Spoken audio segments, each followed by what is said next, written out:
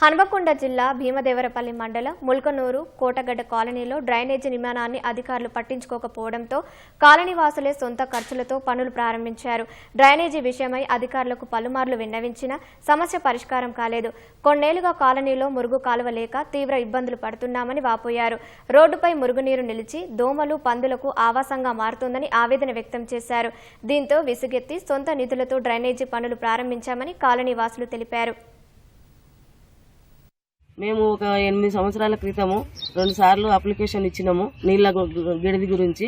మళ్ళీ ఇప్పుడు అదే మాకు రోడ్ల మీద నీళ్లు నిలవడము, పందులు బొరడము, కుక్కలు అనే దోమలు ఇవన్నీ అయితే మమ్మల్ని ఎవరు గ్రామ పంచాయతీ వాళ్ళు ఎవరు మమ్మల్ని పట్టించకపోవడంతో ఒక ఇంటికి చొప్పున 4000 చొప్పున వేసుకొని మేము మురికి కాలువ సౌకర్యము పైప్ లైన్ వేసుకుంటున్నాము. మాకు ఇంతవరకు ఎవరి నుండి ఏ సపోర్టు లేదు.